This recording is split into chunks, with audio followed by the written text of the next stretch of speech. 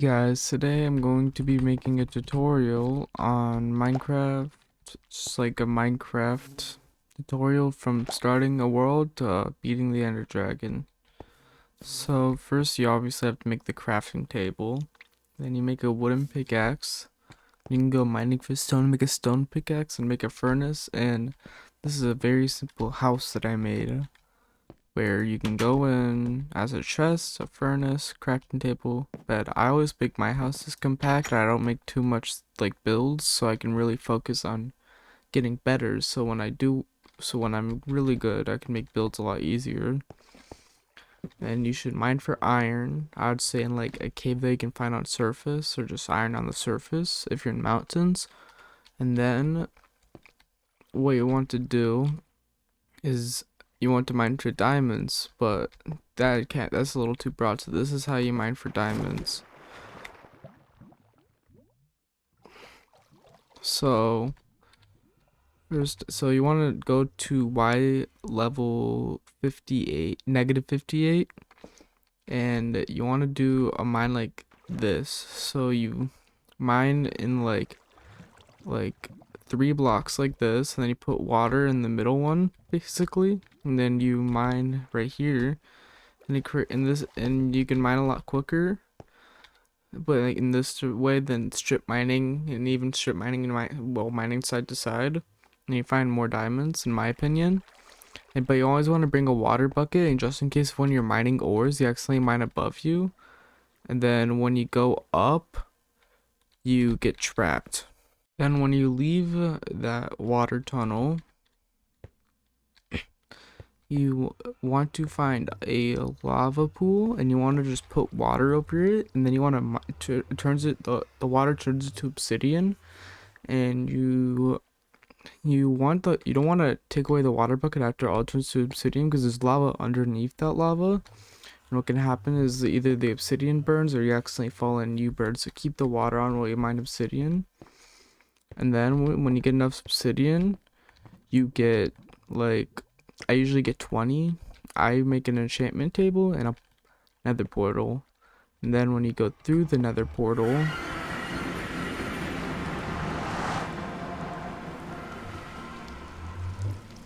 this is what I have. So usually what I do is I make a over here.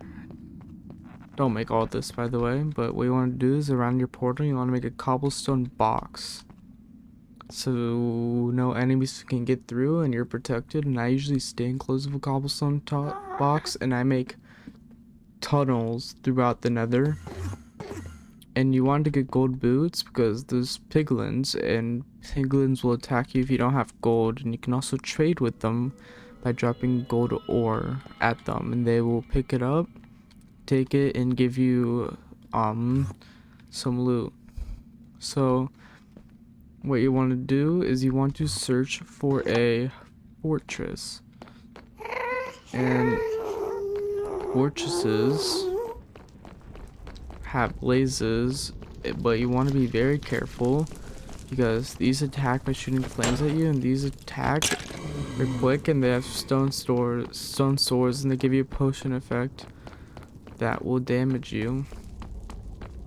And there's these around around the fortress, and they spawn blazes, and I usually farm around these for like, I don't know, maybe like 30 minutes.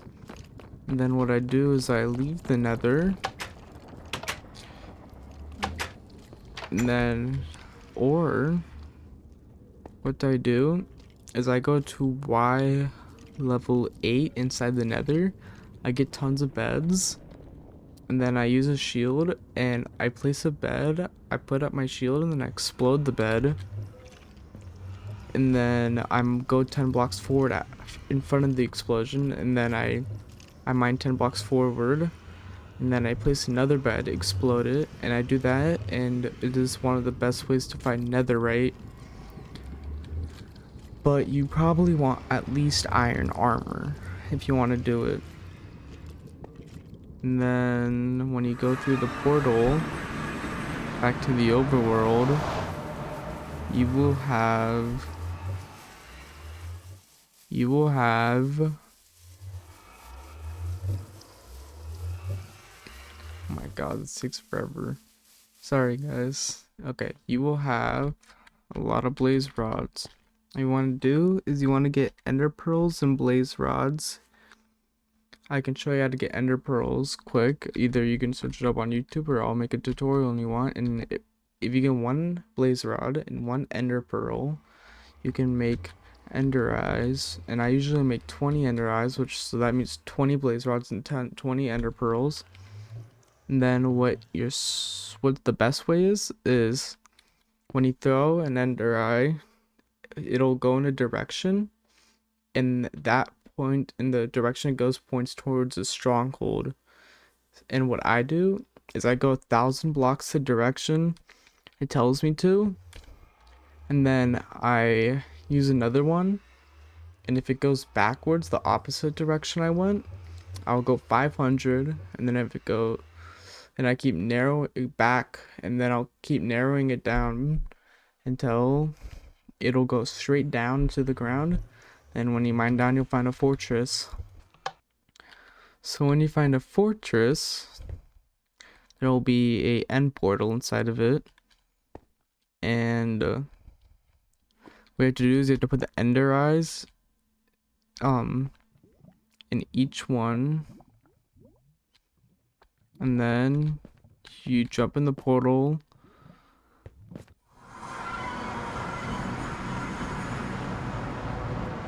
and then what you want to do is you want to wait for the ender dragon to come down, and then when the ender dragon comes down like that, I'll be a little farther away. But what you do is you place a bed, and you explode it because beds explode in the nether in the end. And when you keep doing that, eventually that ender dragon will die, and then he drops a lot of XP. He drops like 1,000, I think. After you beat the ender dragon, you can go through these.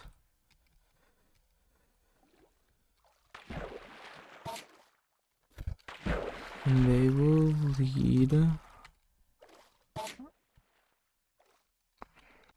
they will lead to end islands, and on the end islands there's a chance of a fortress spawning, but that might take a while to find. Here is a end city, and this one has the ship on it. And if you go inside the ship, there are these shulker boxes first off, which will make you levitate if they hit you with their bullets. But if you go inside the ship, there will be a elytra, and it's the like OP, and there will be these chests that can sometimes have really good loot like this and this. And that will be the end of this video, and goodbye.